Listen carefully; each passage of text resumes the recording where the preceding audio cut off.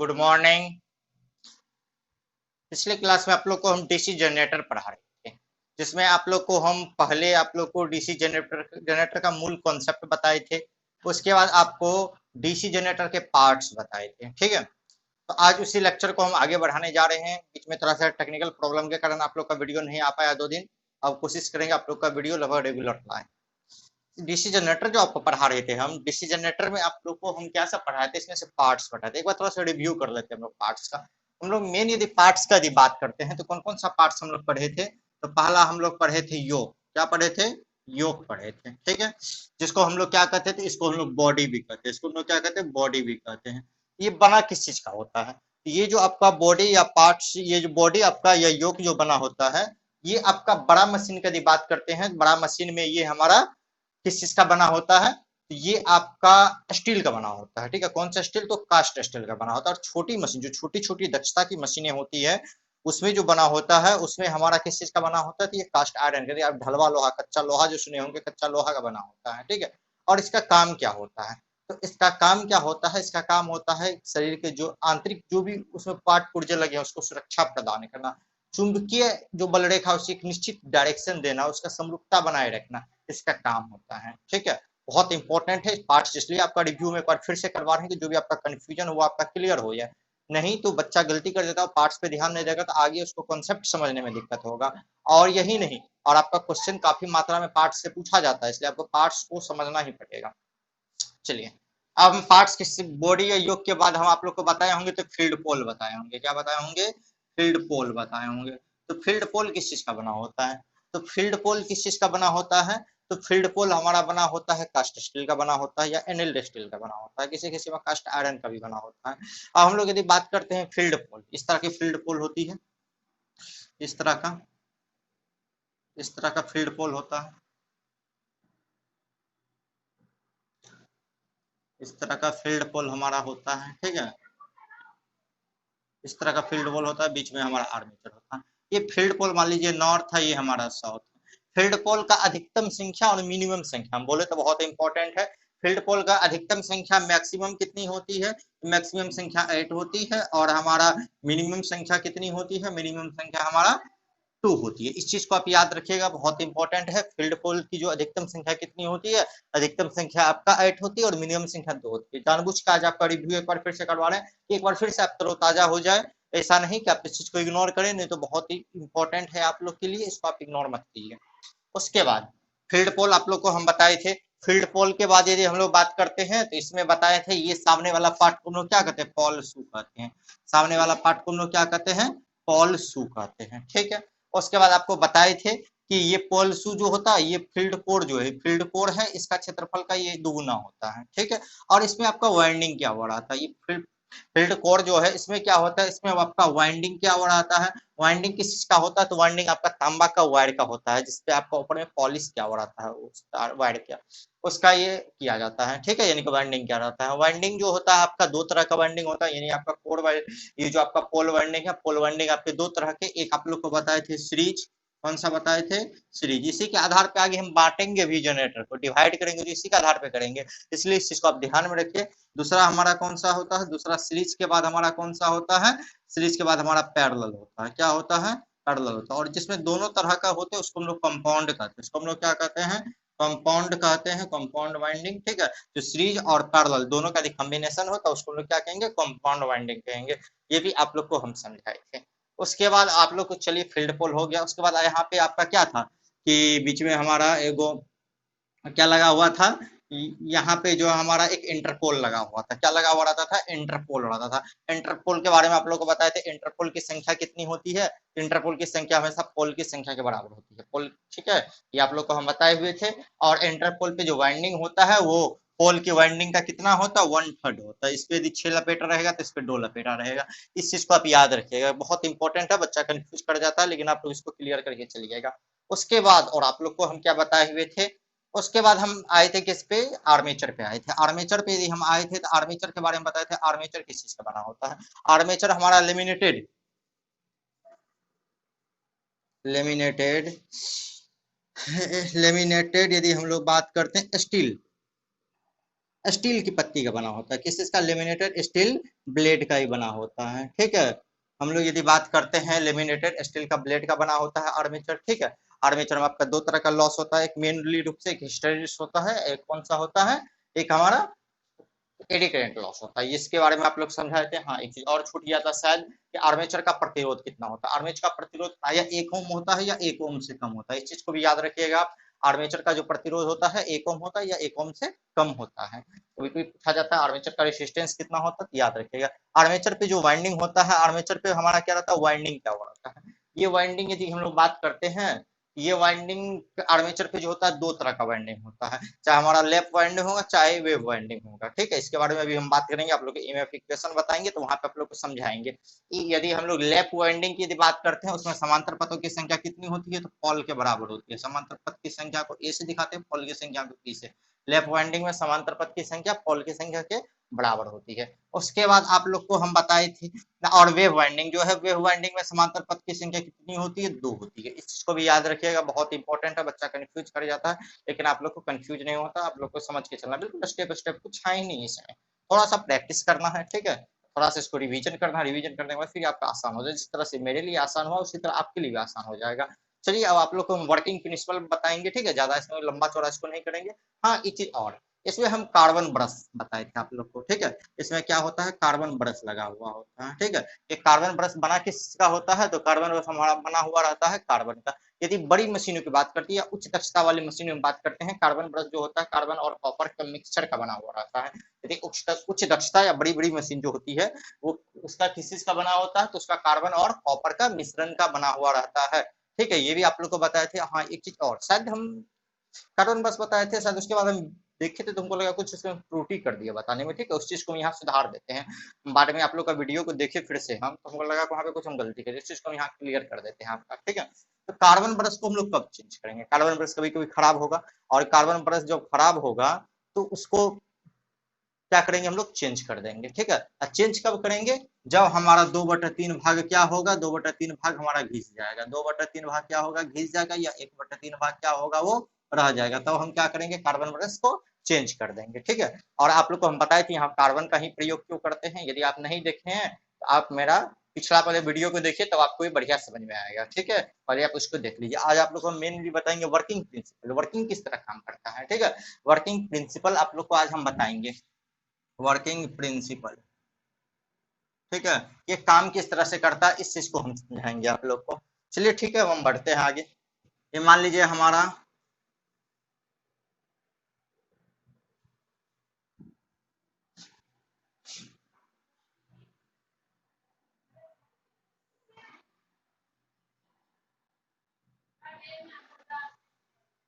ठीक है, ये मान लीजिए नॉर्थ पोल है, ये हमारा क्या है, साउथ पोल है। हम लोग जानते हैं मैग्नेट के बारे में, ठीक है।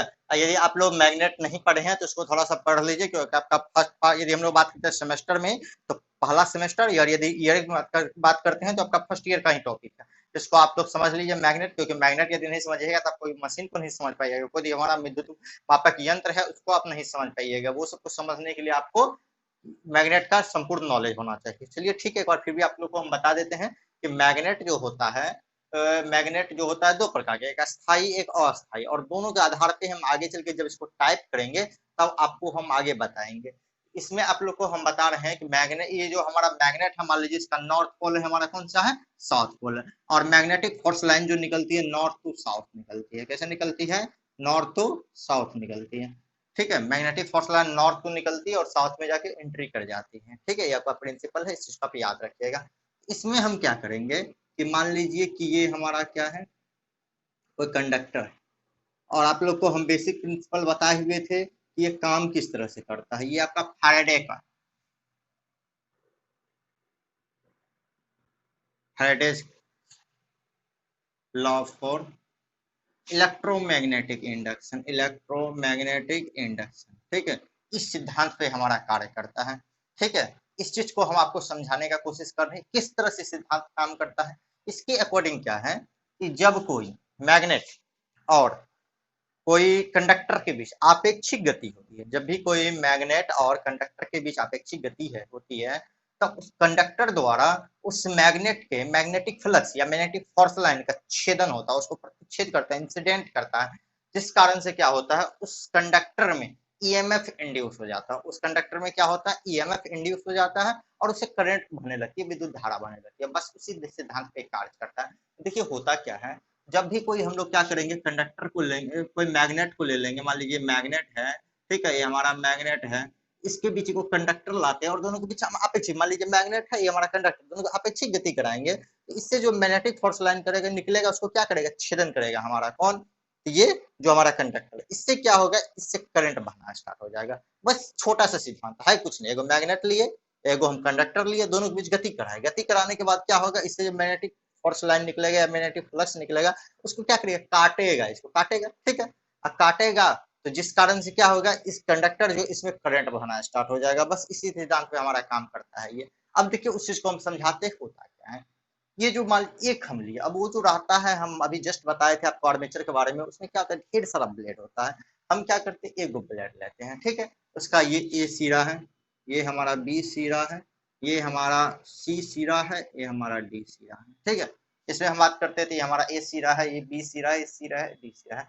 इसको जब ऐसे करते हैं, मैं इसको थोड़ा सा एग्जांपल से आप लोगों को समझाते, ये देखिए, मान लीजिए 2 मिनट के लिए आपका क्या है, ये कंडक्टर, ये जो कंडक्टर ही है आपका है, देखिए ये आपका ए सिरा है, ये आपका बी सिरा रहा, ये आपका सी सिरा है और ये आपका डी सिरा रहा, जस्ट इस प्रकार से है, ठीक है, जस्ट इस प्रकार से देखिए, ये आपका ए सिरा, ये साइड चला गया, देखिए ये आपका इस अकॉर्डिंग रहा, ठीक है। जब मान लीजिए ये ऐसे रहेगा, जब ये ऐसे रहेगा तो ये बिल्कुल हॉल है, बीच में यहाँ पे भरा हुआ है, लेकिन मान लीजिए यहाँ पे क्या है, हॉल है, बिल्कुल ये खाली है, ठीक है, कंडक्टर के तरह, कंडक्टर दोनों के बीच में खाली है, ठीक उसी प्रकार बीच में खाली है। जब इस प्रकार रहेगा, टोटल का टोटल क्रॉस कर जाएगा, ठीक है, टोटल का टोटल क्या हो जाएगा हमारा, क्रॉस कर जाएगा, क्या क्रॉस कर जाएगा, मैग्नेटिक फ्लक्स, ये देखिए क्रॉस कर जाएगा, एक भी नहीं काट पाएगा, एक भी हमारा नहीं काट पाएगा। लेकिन जब इसको मूवमेंट करवा के जब ऐसे लाएंगे, बिल्कुल दोनों के बीच एंगल कितना कर देंगे, दोनों के बीच हम एंगल क्या कर दिए, यहाँ पे जीरो, बिल्कुल यहाँ पे जब बिल्कुल बराबर कर दिए दोनों को, ठीक है, तो यहाँ पे क्या हुआ, ये यहाँ पे एक दूसरे को काटना स्टार्ट कर दिया, ठीक है, एक दूसरे को क्या क्या पूरा का पूरा काट दिया।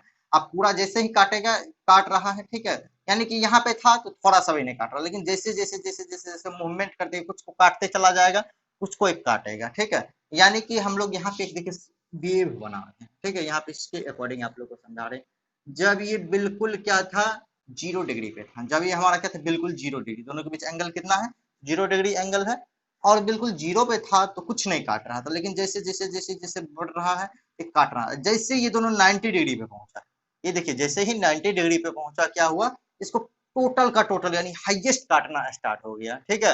यदि जैसे ही पहुंचा, क्या हुआ, ज्यादा से ज्यादा हाईएस्ट को क्या क्या काटना स्टार्ट कर दिया, यानी कि ये हमारा बढ़ना स्टार्ट हुआ, और जैसे ये 90 पे पहुंचा, ये क्या किया, ज्यादा से ज्यादा काटना स्टार्ट कर दिया। अब फिर इसको यदि मूवमेंट कराते इस तरह से पहुंचा, ठीक है, फिर जो है यदि हमारा ऐसे पहुंचा तो फिर यहाँ पे देखिए घूमते घूमते घूमते कहाँ पहुंच जाएगा, यहाँ पहुंच जाएगा, और यहाँ पे फिर क्या होगा, कुछ नहीं काटेगा, बिल्कुल नहीं काटेगा। यानी कि जब ये ऐसे पहुंचेगा तो उसके बाद फिर ये जो हमारा सिरा है, ये सिरा, ये हमारा ए बी जो है, ए बी हमारा कहाँ चला जाएगा, ए बी हमारा इस साइड चला जाएगा, ए बी, और हमारा सी डी हमारा कहाँ चला जाएगा, इस साइड आ जाएगा, ठीक है। उसके बाद हम क्या किए, उसके बाद मान लीजिए कि हमारा इस तरह से आ गया था, ठीक है, उसके बाद फिर इसको मूवमेंट करवाएं, मूवमेंट करवाने के बाद मूवमेंट होते होते होते इस तरह से ये हमारा क्या हो गया, इस तरह से फिर ये मूवमेंट एक बार करेगा। इस बार देखिए, पहले यदि करंट यदि ऐसे बह रहा था, अब करंट कैसे बहेगा, अब सीडी के अकॉर्डिंग बहेगा, सीडी के अकॉर्डिंग बहेगा तो ऊपर, तो ए बी के अकॉर्डिंग क्या हो जाएगा, ए बी के अकॉर्डिंग नीचे करंट चला जाएगा, और नीचे करंट चला जाएगा तो ये हमारा क्या होगा, इस तरह से वेव बनाते बनाते ये, यानी कि यहाँ पे हो क्या रहा है, यहाँ पे हमारा सीधा सीधी कहानी हो रहा है कि हमारा साइनोसॉइडल वेव बन रहा है। इस तरह का एसी का जो वेव बनता है उसको हम लोग क्या कहते हैं, उसको साइनोसॉइडल वेव कहते हैं। अब बहुत इसको ध्यान रखिएगा किस तरह से साइनोसॉइडल वेव बना, नहीं तो आप इसको इस तरह से याद रखिएगा, ई बराबर क्या होता है, भी या बी भी एल साइन थीटा। जब हम थीटा का मान कितना रखे थे, थीटा का मान 0 डिग्री रख दिए थे, तो साइन 0 का मान कितना हो, 0, यानी कि ई मिनिमम हो जाएगा, ई कितना हो जाएगा, मिनिमम कितना हो जाएगा, 0 के बराबर पहुंच जाएगा। और जब थीटा का मान कितना डिग्री रख देंगे, 90 डिग्री रख देंगे, तो ई मैक्सिमम कितना हो जाएगा, ई मैक्सिमम कितना हो जाएगा, यानी कि बी भी एल के बराबर कितना हो जाएगा, बी भी एल के बराबर हो जाएगा। अब आपका बी क्या है, बी यहाँ पे मैग्नेटिक फ्लक्स है, भी क्या है वेलोसिटी, वेलोसिटी भी डिपेंड करता है आप कितना फास्ट करते हैं। उसके बाद एल क्या है, कंडक्टर ऑफ लेंथ, यानी कि लेंथ ऑफ कंडक्टर, यानी कि कंडक्टर का लेंथ कितना है उस पर भी आपका डिपेंड करता है, ठीक है। यानी कि यहाँ पे हम लोग ध्यान रखेंगे, जब 0 डिग्री एंगल होगा तब कुछ नहीं काटेगा, जब हमारा 90 डिग्री एंगल होगा तब ज्यादा से ज्यादा को काटेगा, ठीक है। इस चीज को आप प्रिंसिपल को आप लोग थोड़ा सा समझने का कोशिश कीजिए, बाकी बहुत आसान है कुछ नहीं, ठीक है, बहुत बेसिक है। अब आप लोग को हम थोड़ा सा और इसमें हम समझाने का कोशिश कर रहे हैं।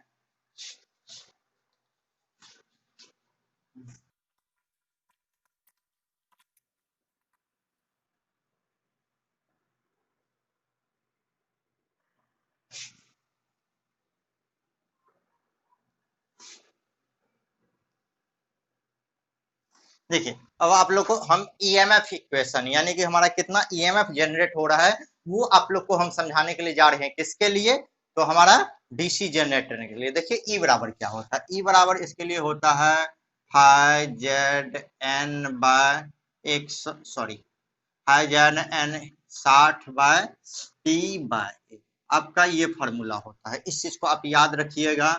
ई बराबर क्या होता है, ई बराबर होता है phi Z N by 60 Guna P by ए। यहाँ पे फाई क्या है, फाई हमारा मैग्नेटिक फ्लक्स है, क्या है, मैग्नेटिक फ्लक्स, ठीक है, मैग्नेटिक फ्लक्स है आपका, मैग्नेट चैप्टर में आप लोग पढ़े होंगे।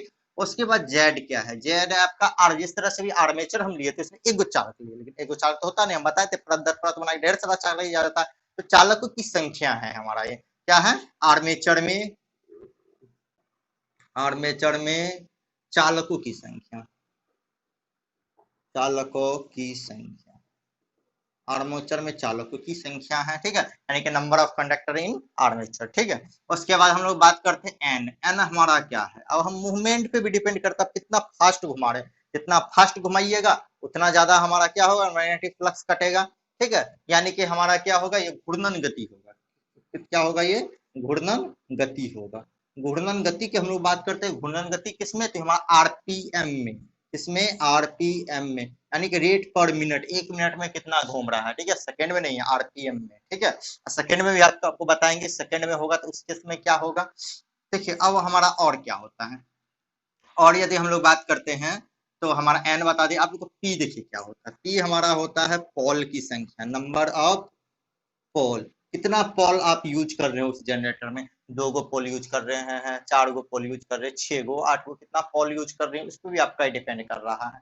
उसके बाद ये आपका क्या होता है, अभी आप लोग को जस्ट बताए थे कि पोल में हम लोग क्या कर, सॉरी आर्मेचर में क्या करेंगे हम लोग, वाइंडिंग करेंगे, आर्मेचर में जो वाइंडिंग करेंगे, आर्मेचर में वाइंडिंग दो तरह का, एक लेफ्ट वाइंडिंग, वेव वाइंडिंग, ठीक है, तो उस वाइंडिंग में समांतर पथ की संख्या कितनी होगी, ठीक है, यानी कि हमारा आर्मेचर वाइंडिंग में, आर्मेचर वाइंडिंग में समांतर पथ की संख्या, समांतर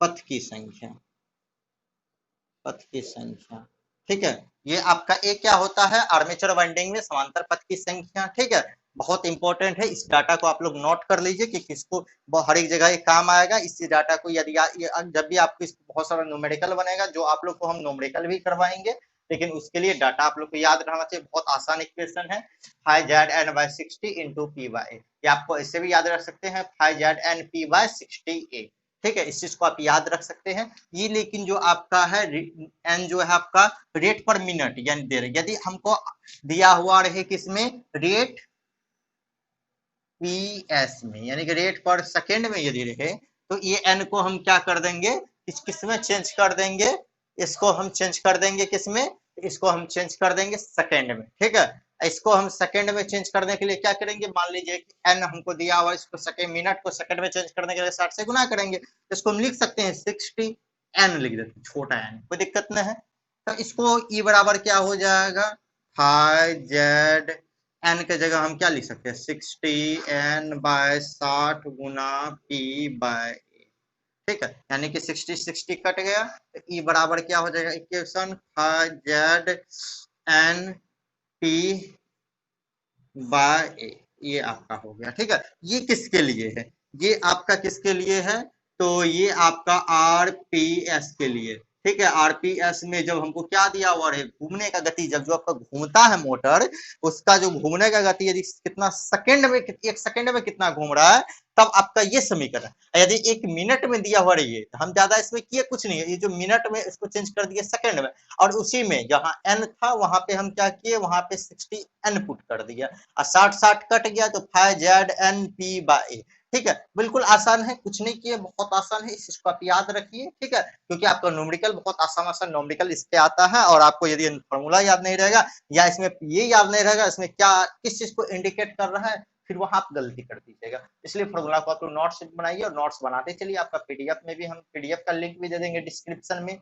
चलिए हम लोग नेक्स्ट बढ़ते हैं, और हम लोग लेफ्ट वाइंडिंग वेव वाइंडिंग में किसका इक्वेशन क्या होगा उस चीज को हम समझाने का कोशिश करते हैं।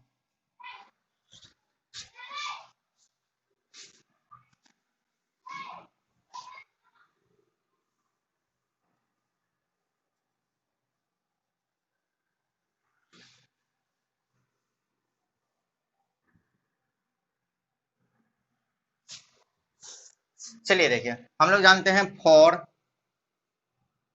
लेफ्ट वाइंडिंग, देखिए लेफ्ट वाइंडिंग जो होता है, ये वाइंडिंग या वेव वाइंडिंग, ये हमारा आर्मेचर का वाइंडिंग होता है। लेफ्ट वाइंडिंग या वेव वाइंडिंग के लिए यदि हम लोग बात करते हैं तो ये आर्मेचर का वाइंडिंग होता है। लेफ्ट वाइंडिंग में क्या होता है, लेफ्ट वाइंडिंग में याद रखिएगा कि समांतर पथ की जो संख्या होगी वो हमें पोल की संख्या के बराबर होगी। जनरेटर में हम जितना देंगे पोल, उतना ही इसमें समांतर पथ देंगे, ठीक है। लेकिन वेव वाइंडिंग में क्या होता है, तो वेव वाइंडिंग में चाहे हम जितना भी पोल का यूज करें, लेकिन समांतर पथ हमेशा कितना होगा, तो 2 होगा, ठीक है। यानी कि इसमें समांतर पथ को यदि ए से दिखाएंगे तो ए किसके बराबर होगा, पी के बराबर होगा। और जब एक पी के बराबर होगा तो इस इक्वेशन में हम देखते हैं क्या होता है, ई बराबर क्या है, 5 ZN/60 पी, और ए के बराबर पी है, यानी कि ये भी हमारा क्या हो जाएगा, पी हो जाएगा, पी पी कट जाएगा, तो ई बराबर क्या हो जाएगा, 5 ZN/60। ये हमारा इक्वेशन हो गया किसके लिए, लेफ्ट वाइंडिंग के लिए, ठीक है। और हम लोग कभी कभी क्वेश्चन आ जाता है कि कोई हमारा क्या है, लेफ्ट वाइंडिंग का जनरेटर है, उसमें पोल की संख्या बढ़ा दे या घटा दे, तो उसका ईएमएफ पे क्या इफेक्ट पड़ेगा।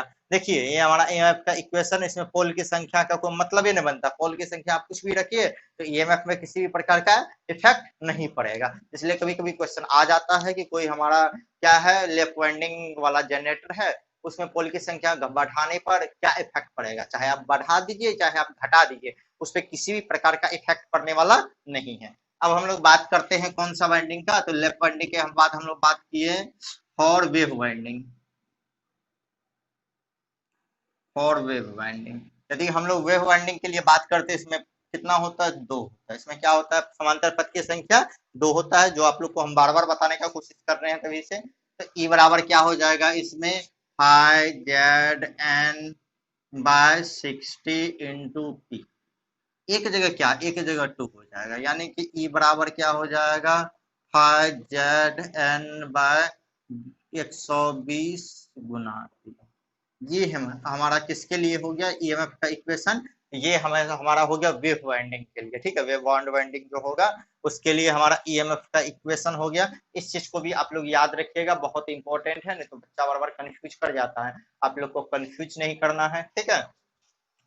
ठीक है, आप लोग को ये हम समझाए हैं, इस पे न्यूमेरिकल आता है, हम कोशिश करेंगे नेक्स्ट सेशन में आप लोग का न्यूमेरिकल पे भी इस पे करवा दे कुछ, लेकिन आप लोग इसको बार बार मेंटेन कीजिए, थोड़ा सा रिवीजन कीजिए, क्योंकि जब तक आप रिवीजन नहीं कीजिएगा तब तक ही आपको भारी पड़ेगा, रिवीजन कीजिएगा तो फिर आपको बहुत आसान पड़ेगा। और आप इलेक्ट्रिकल क्षेत्र में आए हैं, ये सब आपको बहुत छोटा छोटा चीज, आगे बहुत कुछ आप लोग को पढ़ना और आपको याद भी रखना है, यदि आप कुछ बेहतर करना चाहते हैं इस क्षेत्र में, अपने ट्रेड के क्षेत्र में। तो चलिए आज अपना क्लास इतना ही हम सेशन को रखते हैं, कल आप लोग को टाइप्स ऑफ डीसी जनरेटर पढ़ाएंगे, वहां पर जनरेटर बताएंगे किस तरह से कितने प्रकार होते हैं, किस तरह से क्या क्या होता है। कल हम नेक्स्ट चलेंगे, नेक्स्ट आएंगे आप लोग को हम ये बताएंगे, ठीक है। और जितना हम छोटा छोटा हम वीडियो इसमें बना रहे हैं कि आप लोग को दिक्कत ना हो, यदि हम अचानक लंबा 2 घंटा का बना देंगे तो फिर आपको दिक्कत होगा, आपको भारी लगेगा, समझ में नहीं आएगा, छोटा छोटा रहेगा तो आप लोग को समझ में आएगा, ठीक है। अभी तक में हम जितना बताए उस चीज को आप लोग याद रखिएगा, उसको आप लोग मेंटेन कीजिएगा। चलिए ठीक है, अब हम लोग नेक्स्ट मिलते हैं नेक्स्ट क्लास में। जय हिंद।